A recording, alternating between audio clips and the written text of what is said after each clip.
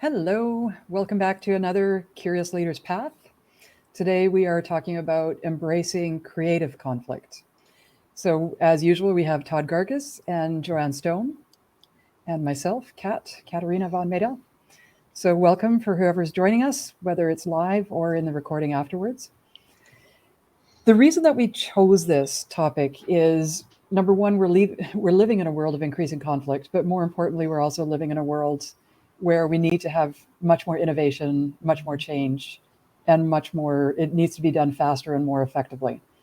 And if we really want to create change, we need to be able to engage in real creative conflict. When we posted this on LinkedIn, the notice of this event, we also posted the link for Linda Hill's TED Talk. So Linda Hill is a professor at Harvard who studies creative conflict. Creative conflict, the term I think was coined in the 1920s, but Linda Hill is doing some really amazing research into creative conflict and how to foster it. And just as a really quick recap, what she identifies in creative conflict is that there's three parts to it. There's creative abrasion, which is really where you push the boundaries and challenge each other and really explore what is it that you're actually looking at and what are different ways you can look at it. Then there's moving into the creative agility of how can we do things in different ways? How can we come to different conclusions? What are options? What are choices we actually have? And then going into creative resolution of how do we actually make things work? Yeah. Now, what we want to really focus on today is how do we get people to be much more comfortable with creative conflict, which sounds like an oxymoron, but it actually can be really fun. I mean, there's very stressful parts to it. And Linda Hill in her video really talks well about that. But really, what the three of us sort of keep coming back to is we need to really make sure we're fostering the conversations about what is creative conflict as opposed to destructive or damaging conflict. And how do we make sure that we actually allow ourselves to develop the skill sets and the comfort with that? Todd or Joanne, how would you define this, and why do you think we need it? Is there anything you would add or something different? Well, it's interesting for me. Like, I always talked about within the teams, I wanted healthy conflict. Yeah. Right. So the ability to like say what you feel, what needs to happen, and even if it feels uncomfortable, it's just you should go out and talk about it, right? So Yeah. I love the term creative conflict, right? Because healthy conflict just feels like it's great. You can get this off your chest. You can have the great conversations about it, because we don't want to have that tension in a team. But the creative conflict feels like we're going to create something out of it, right? And what I really liked about the video was the whole being inclusive of not just then the creative portion isn't just an or aspect, it's an and aspect. So what do I take from this one and that one, right? Which I thought was really great. So I think it is indeed what we need to have today because of the what you were saying in terms of the conflicts we have every day, right? And I there's something about the conflict also is a space where we grow. And having that creative conflict with another person, holy crap, that just like enhances your growth rate so much more, because it's not just within you fighting your own conflict, right? Or working with your own conflict. You're taking your ideas out with other teams, with the team members, and creating something with it. Yeah. So I mean, that's what comes up for me, and I could go on for a while, but I'll leave space, as my friend Maurice tells me, leave space, Joanne, leave some space. What comes up for me, and I agree with everything you're saying, Joanne, and having been in situations where you've led healthy conflict through teams, like having been on the recipient of it, I understand exactly what you're saying, and I recognize that.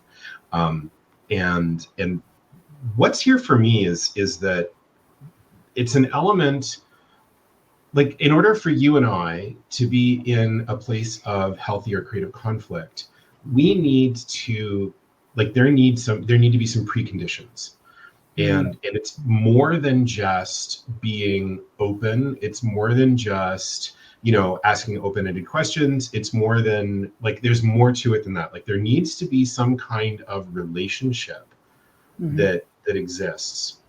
I mean, I saw a webcomic today, and I can't remember who said it or whatever, but the caption said, if you really want to get people to open up, make sure to ask open-ended questions because people love to talk about themselves.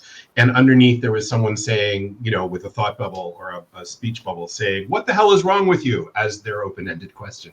And that's not it. And that's not it, right? The relationship needs to exist. The trust needs to exist in order for that to happen. So what comes up for me is, what are the preconditions for creative conflict, and what are the responsibilities of leaders within that space? How about you, Kat? I really like what you said. Like, one of the questions I also wanted to explore is, why do we resist it? And I think a lot of people resist creative conflict, specifically because what you mentioned. Yeah. They don't understand what the rules of engagement are. And a lot of times because we're uncomfortable talking about conflict, and we've basically been taught that all conflict is bad, whether we've been taught that overtly or sort of a little bit more subtly. I think it's usually more subtle. So number one, we don't talk about conflict and how to make it constructive, how to make it creative. And therefore we don't create rules. We don't create terms of engagement. And we also don't really develop our relationships to be ones of challenge. And it really seems to be like in the corporate world that any type of challenge is considered to be a threat or insubordination or bad manners at best. Yeah. So I think there's this whole attitude that we need to challenge in terms of, how do we really foster and embrace creative conflict and really, like you were saying, really start developing the rules of engagement? Yeah. And we lost Joanne, of course, because she was having some technical challenges, and I'm sure that she'll come back. But I think what Joanne would say, if she were here,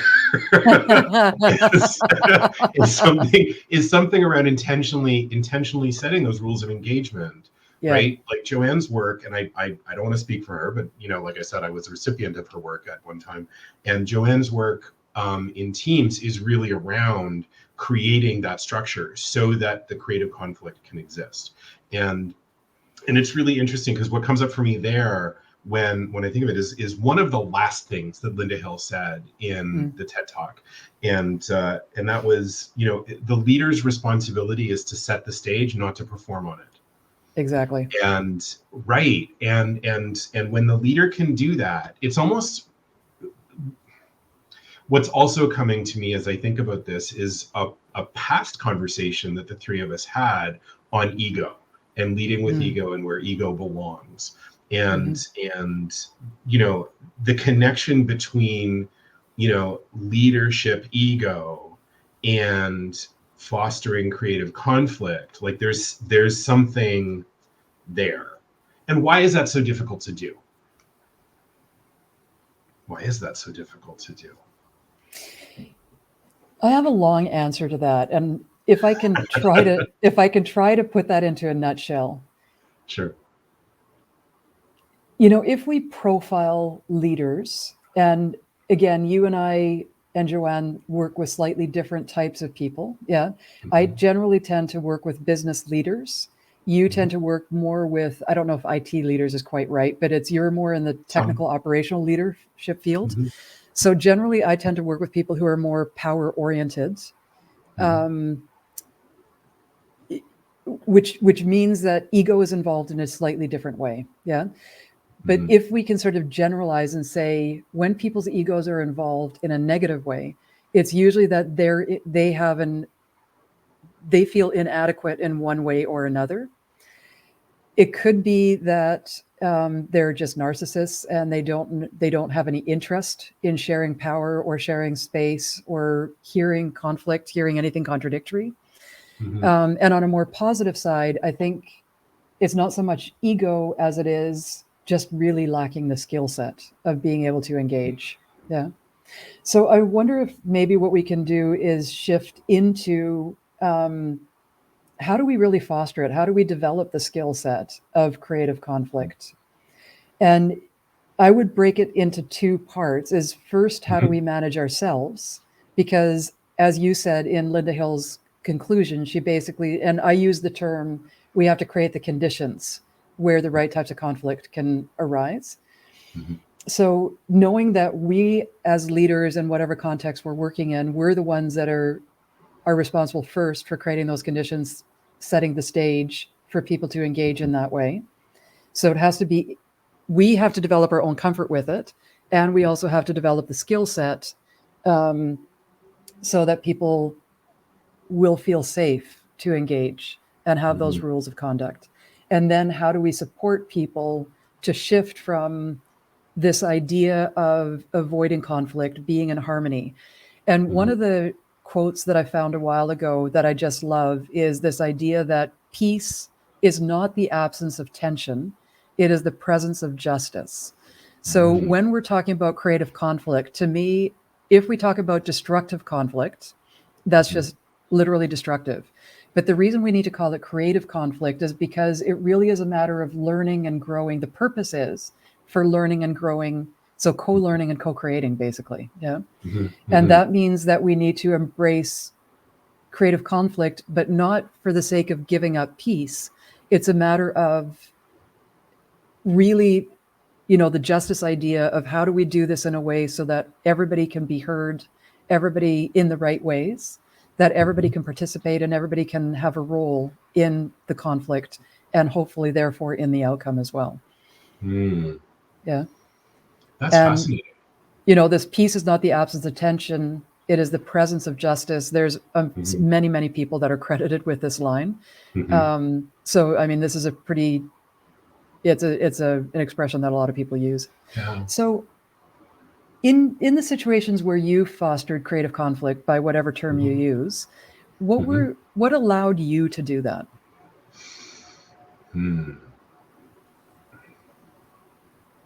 I think if I'm speaking personally about teams that I've led, then I think it's about, all right, I'm going to just be completely honest about this one. It's only between you and I and the rest of the world. Yeah, I know, right? It's just you and me. Joanne's not here. Oh, wait, Joanne's back. Hang on. Let me let her in. Oh, good. There we go. Hey, Joanne. Hi, Joanne. Todd is about to make a confession. Yeah, I'm about to. We got to a point where I'm about to make a confession because Kat asked me. So in the situations where I have been successful in fostering creative conflict, what did I do? And what allowed you to do that as well? Yeah. Well, and it's interesting because I think that well, so I'll answer it in two parts then. What did I do is I thought of the times when I was in situations where I didn't feel like I was welcome to embrace creative conflict as a member of a team. And I tried to do something different. And then the other one for me has really been, because I can be a big personality and I can have a very loud voice in a room. I thought you were a shy, I know, retreating. right? You thought that I was just a wallflower. It's Sorry because of those things. No, it's true, but because of those things, I kind of made an intentional decision to step away, right? Like, it's not about what I think, it's about what you think. So, hey team, here's this problem. Let's figure it out. And it's really interesting because teams that are accustomed to being told rather than asked will wait. They'll look at you like you've slapped them and say, what comes next? Tell us what do you think? And well, I don't want to tell you what I think. Or if I knew how to do this, maybe I wouldn't need this team, right? Like, this isn't something that I can do on my own. So there's a function of, not only do I want you to be there, but I know that we will all be better as a result of your active participation and making sure that that's clear, and then modeling the behavior and like walking the talk, because if all of a sudden you become dictatorial or you become threatened by something that comes up in that situation, well then people will observe that, because that's the other thing. The team, like leaders who think that their teams aren't clocking their behavior are wrong. Like they will clock So- you every single time. Do you think it's bad? Do you think it's bad if you as a leader become defensive? Or do you think it's Yes. bad if you don't show them how you walk yourself down from it, talk yourself off the ledge? So, Yeah. well, I have an To opinion me- on that topic, but you Yeah. go. I've been talking a lot, so you guys go. Well, that's actually, I want to come, I'm curious if you can sort of give a quick answer on that one. But for me, I think any natural human reaction that you've got, positive or negative, is actually really important to show. But Yeah. what's even more important, so the suppressing, I think, is really dangerous for many reasons. I'm using dangerous, it's too strong a word, but I think it's really damaging if we don't honestly acknowledge our emotions and show our emotions in the appropriate way. But I think what's really, so number one is to embrace what you're feeling legitimately, because that's where your real power comes from. But it's not about acting on those emotions. It's about then sort of negotiating with yourself. Do I really need to feel defensive? And if I don't need to feel defensive, how can I talk myself off the ledge in the short term? And how can I understand what caused me to feel defensive in that situation in the first place? Yeah, so there's the palliative, the immediate response of how do you deal with that strong emotion? And then there's the healing or the proactive, which is then how do you change your patterns of behavior, your patterns of response? Yeah. I don't think this will come as a surprise to you or anyone who's here, but my short answer to that question is curiosity. Because Exactly. when the defensiveness shows up, it's like, oh, hey, you're here. That's interesting. Why are you here? Yeah. What's going on? What, who poked me, and where did they poke me, and why is that a sensitive spot? What's up with that? And if I can do that, if I can cultivate that curiosity about myself, that's kind of the space where it's like, well, now this is an interesting academic exercise rather than something that I need to feel personal about. Yeah. Joanne, do you have an example of where you had to manage yourself to allow creative conflict to go? Or how did you prepare yourself? How did you get to that point where you were actually able to engage in creative conflict?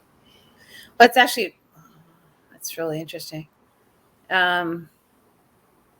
So I was just there's one example I keep on remembering with some folks from Israel, like a company I was working with was Motorola Israel. And it was many years ago. And I just remember this person just yelling at me, right? And but what happened was, like, we were really both passionate about this product. And I was also equally passionate about that it needed to be done this certain way. And he was equally passionate about, why it was that way or whatever the case would be. And what I think helped me was I just found the situation humorous. So it was like, and I was very much like, okay, like we're both, our voices are going and we're both going at it. But it was more than just humorous. It was like love in a way. Like, it's like, I love the Italians, right? So I always go to the Italians and how they can just, like, you're sitting there at the kitchen table, my friend's Italian, the parents and the sisters, and they're all going at it like crazy, right? And they're yelling at each other and that, but they're like, whatever, they're talking about dinner. Who knows what they're talking about? It doesn't really matter. But the passion was incredible, right? Yeah. And they're saying they're like, yeah, they were, coming from their hearts, right? And it was like, if that's an example of creative conflict or healthy conflict, I don't know, but I love it because they're passionate, because they love what they love, right?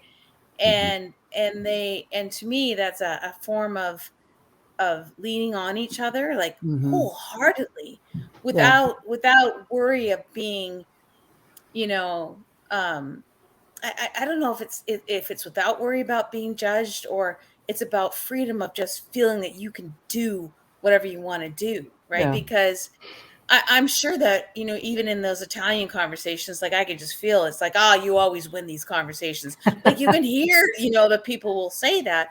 But again, they say it straight from their heart, right? Yeah. And I would say that it's probably difficult for certain people to do it, but because I see the love and the appreciation, Hmm. right? And just that, and the ability to be open to hear another person talk Hmm. is the other aspect, right? Like if it was just the closed minded and you can't even get 1 or 2 cents into it, into the Mhm. conversation, then I find that really quite frustrating. But like for me, as long as the other person is just as passionate as you and they're both open to like having this hot kind of conversation, Yeah. uh, then I love it. I really do. Um, I came so from that background, so not Italian. I wish, that would have been more fun. But yeah, I came actually from I've mentioned it in a previous conversation that I come from a pretty abusive background. yeah, So anger and tempers were pretty normal. So when I started working, I didn't, well, actually throughout most of my life, it's sort of been always a surprise that other people don't get as passionate and excited about things. And I yes, wouldn't necessarily be aggressive to the person. Sometimes I would be because I didn't always know what the boundaries were. I didn't always understand what my impact was on other people. So I actually had to learn to temper it for myself. And I had to remind myself that when I did start getting angry, that I would sort of find a way to calm myself down and refocus myself on the problem as opposed to focusing on the person. Yeah. And I think that's one thing that we always need to check in with ourselves and check in with other people. And this kind of goes back to the rules of engagement, which, just for the record, Joanne, Todd advocated that this is what you would be saying. So, I so, spoke a little bit for you when you were gone, yeah. Joanne. thank you. He didn't I'm put on so a blonde sorry. wig though. So, um, yeah, Next so one. it's this idea of we really have to set the rules of engagement, and one of the critical rules is Yeah, that we really focus on the problem, not the person, right? yeah, The energy has to really focus on what are we trying to solve and what do we need to understand better. Yeah. What are some of the skill sets that you've developed in yourself? And just because we're already running short of time, how do you help other people develop the skill sets that are needed? So maybe very quickly, what are the skill sets of creative conflict? Or we're obviously not going to do an exhaustive list, but what are some of those skill sets that you think are needed, and how do you help other people develop that? it's interesting. I mean, I think Todd, you were actually talking about it too. It's like I feel you have to model some of this, Hmm. right? So I feel that it's a hot topic. You have to go in there and have that conversation, right? And Mm. recognize it as a leader Mhm. that it's going to feel uncomfortable, understanding, but it is super important to hit that topic. Mhm. Um, because there's like to me, I the way I always look at conflict in that it is like there's it's a beautiful gem that's underneath conflict. Hmm. There's something that's there that when you get very curious about it and you discover it's like it is magnificent, right? It's like Hmm. it just opens up to something else.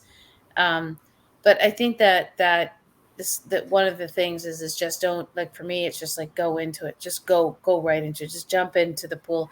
I don't know what's going to happen out of it, but Mm. for me, and also like for me, just be open, right, to Yeah. whatever may happen, because Mhm. whatever perspective I have may be totally different than the other perspective. So Mhm. what, like I'm always like, well, what do I need to do, because maybe I created the conflict too, I don't know.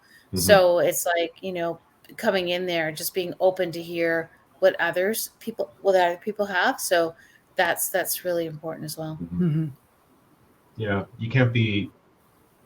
I can't be too attached to whatever is in my head, even if I Yeah. think I'm right, because Yes.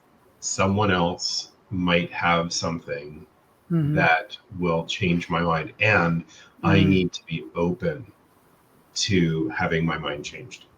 Yeah. And that And kind of goes back to that's that hard to do. curiosity point. Yes, it can be very, very hard because it means it challenges, if we really honestly get into real creative conflict and it's a topic that really is important, it will mean that some of our beliefs are going to be challenged Mhm. and some of our Absolutely. Yeah. identities. And there's, when I was working on doing the PhD research, there's a surprising amount of research that basically shows that if people's identities are threatened, they will fight hard as if their life is threatened. Yeah, because it's basically an existential threat, right?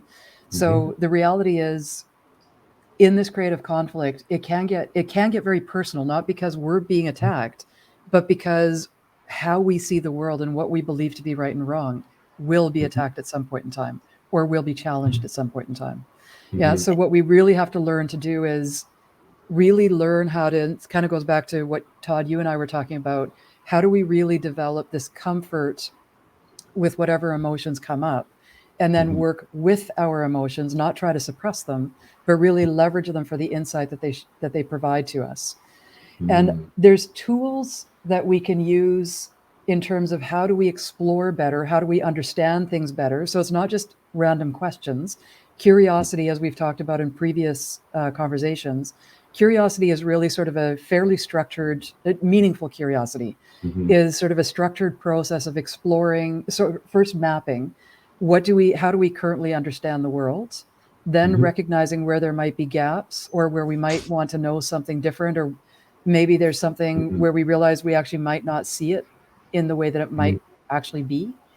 And then going out and looking for that information and really seeking different ways of perceiving the world, and then remapping, how do we now understand the world? So if we understand that, there's a bunch of tools that we can use. How do we actually map? And there's many different ways of mapping whatever topic we're talking about. How do we actually go and find information and stay open, like you were talking about, Todd, stay open to things that really might conflict with what our perceptions are and our beliefs are. And then how do we really figure out how to use that and change what we do? And we have to be gracious and loving with ourselves to be able to do that. Yeah, because it will be very emotional. It can be very emotional at different times. Yeah, and it's not that we're being attacked. It's that we recognize maybe we have blind spots, maybe we have biases. Yeah. In the chat, Bruno has mentioned open-mindedness, active listening, and effective communication. And I love that because specifically I love the active listening, because I think that that's one of those things that we talk about a lot, but I don't know if it's one of those things that we really understand as well as we need to. Because when we're really active listening, I'm not listening to figure out what to say next, or to figure out what, how to advance my position. When I'm actively listening, I'm listening because I really want to know what you have to say. Like I really, really do. Yeah. And it's as simple as that. It's hard to do. It is. It's really hard to do. And I think that if we include that, so thank you for that, Bruno. But I think that if we include that as part of that mix, this becomes a little simpler. Yeah. The other thing that comes up for me is that, like that feeling of your identity being challenged is a gift. It's a gift, and that's where we become alive, right? And I think that's really important to recognize that it's okay. Yeah. Right. That's all just fine. And that's what I want more of for people, to show up who they are, stand up for what you believe, and be open that maybe there's something else that you could potentially do. Right. Yeah. Like the more that we do that, the more that we can create from, right? It's so cool. It's yummy. I love that word. You need a bumper sticker like that. I love that, Joanne, because it's true. You know what? We miss out on a lot when we avoid conflict, and it's really, really easy to avoid conflict. And for a lot of my career, I was a chronic conflict avoider. And I know that we left a lot of lunch on the table as a result. Thank you. Thank you very much. I found this a really interesting conversation, and hopefully other people did too. Thanks for the comments, Bruno. And so hopefully everybody engages more in creative conflict and develops the skills and the comfort with it, so that we can actually really make the changes that we need to, whether it's in our own organizations, our communities, or in the bigger world. Got it. Let's change the world with creative conflict. Thanks for joining us. Okay. Thank you. Bye. Bye-bye.